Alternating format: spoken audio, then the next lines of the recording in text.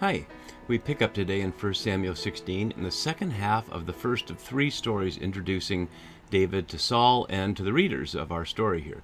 And you can see on the right side of the screen, the blue section is where we are. We're picking up right down here. But for those not familiar with what the issues are here, I encourage you to go back a couple of videos to the one posted as an introduction of the David story that covers a number of the issues that scholars grapple with when we face conflicts like this, or at least potential conflicts that suggest different authors or perhaps different times of writing and similar questions. As you'll see from that video, there is no consensus among scholars, but we need to at least have some basic ideas in our mind about who might have written this and when to understand what some of the issues are. So we'll be looking at these three stories, the blue and the green and the pink one there, both as if they might be conflictual, and we'll see where they might be conflictual, but also how scholars can try to read them as a continuous narrative. And some of that will depend upon what we see today in terms of who's there in the scene and who's not there, and who speaks to whom and who doesn't speak to whom. And one of the themes we've been looking at in the last video and this, and we'll look at again today, is the theme of comings and goings. And let's just jump right to that now.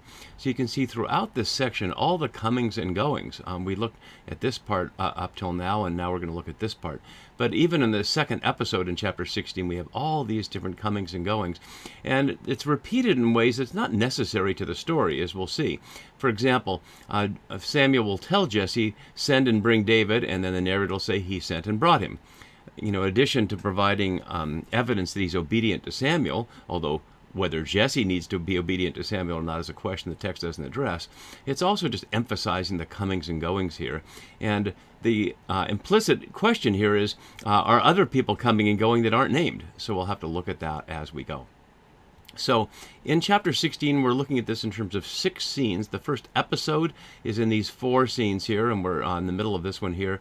And then next time we'll get to this this other part here, which is the part that is parallel here, where David is called as a lyre player to soothe the evil spirit that Yahweh has sent upon Saul.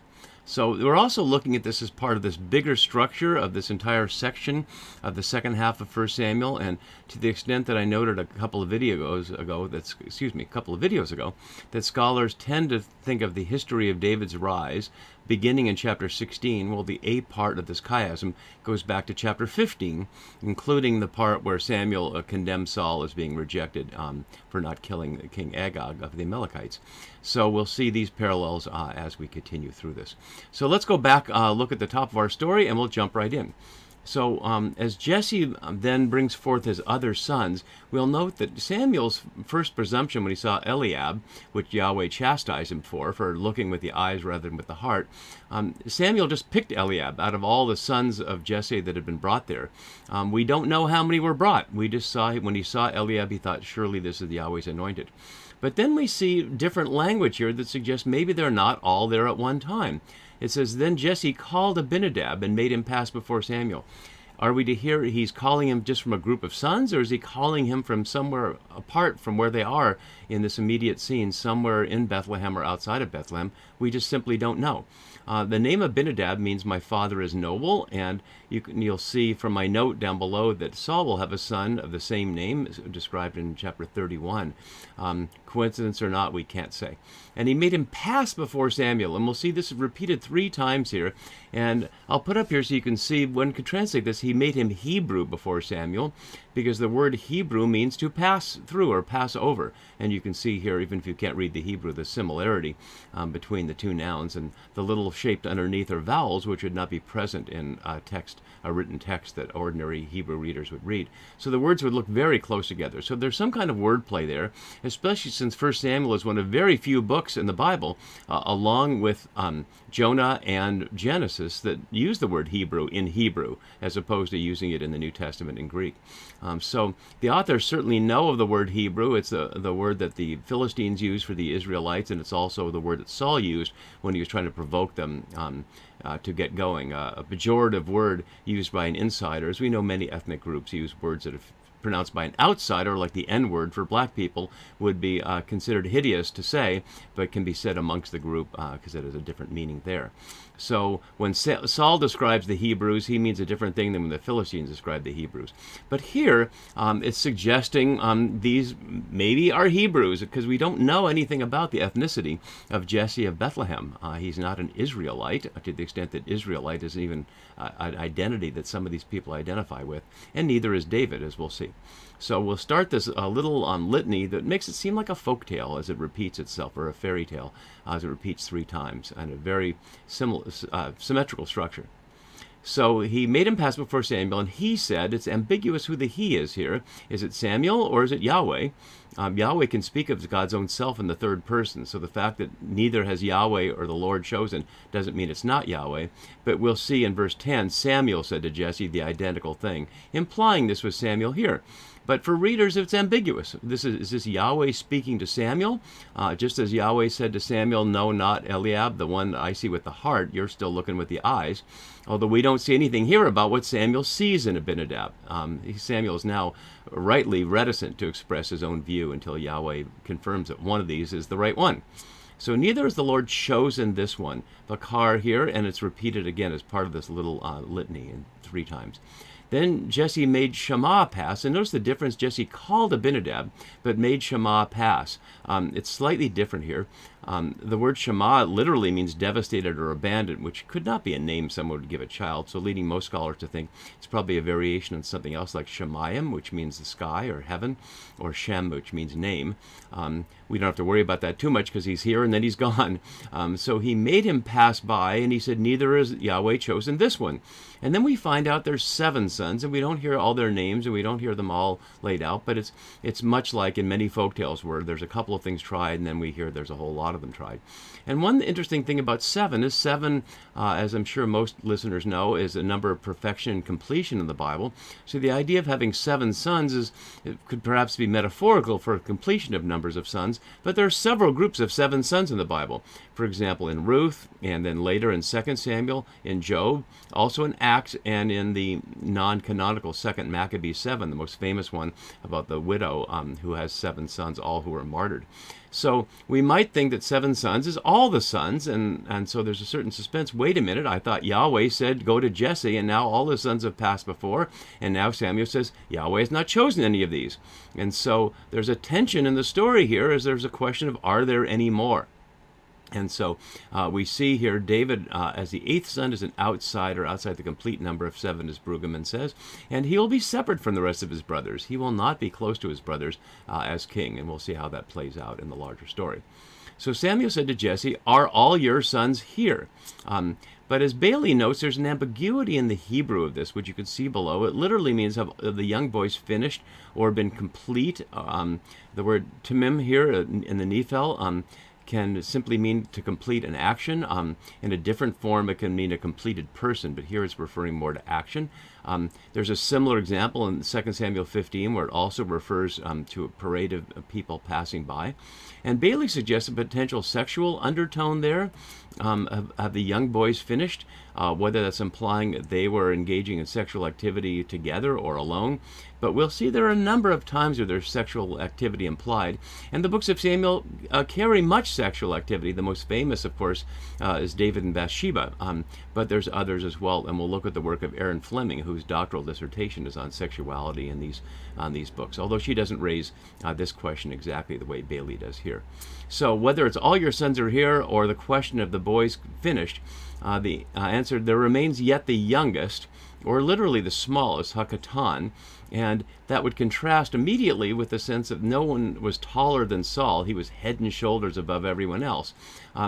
It's never said that David is tall, but it's implied that he's tall when Saul gives him his armor to confront the Philistine Goliath, and David takes them off not because they're too big, but because he's not used to wearing them. And of course, if David was much smaller than Saul, there's no way Saul would have offered him his armor. It would have been obvious that it wouldn't have fit.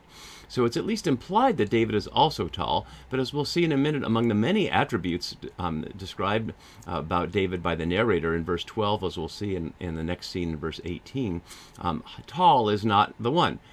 His father says he's the smallest, and the translator infers the youngest, and maybe that's the case, and that's why he's back keeping the sheep.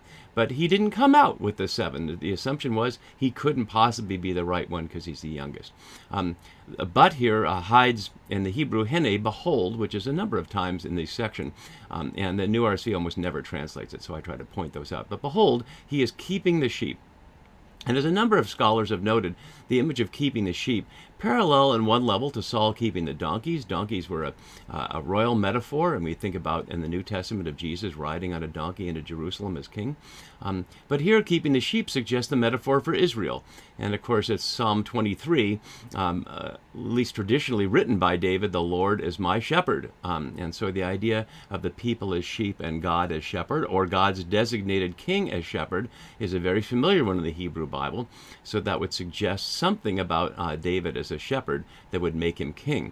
Although the skills involved in shepherd don't appear automatically to make one king, but in the Goliath story, David will explain precisely why it actually does qualify him, if not to be king, at least to fight Goliath.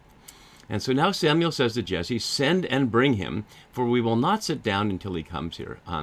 And I've noted all the various forms of the phrase send and take there, literally send and bring as opposed to, send and take as opposed to send and bring. The verb for take here, lakach, is the one that was back in 1 Samuel 8 for what kings do, repeated 6 times. Kings will take your sons, your daughters, your land, your animals, etc. So send and bring him. We will not sit down, which suggests not have dinner. We will not have our shared meal together, much like there was a shared meal when Samuel was there as the seer when Saul found him back in chapter 9.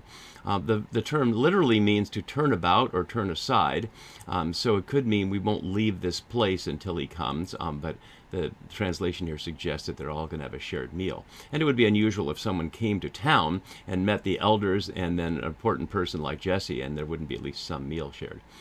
But Jesse is obedient to Samuel, and we hear that he sent and brought him. And despite the admonition not to judge by appearances from Yahweh's mouth to Samuel, David looks good, and we'll look at that description in a moment. So he sent and brought him in, and there's some translation issues here. And just to look at those, let's look at the description here, which has the Hebrew along with it.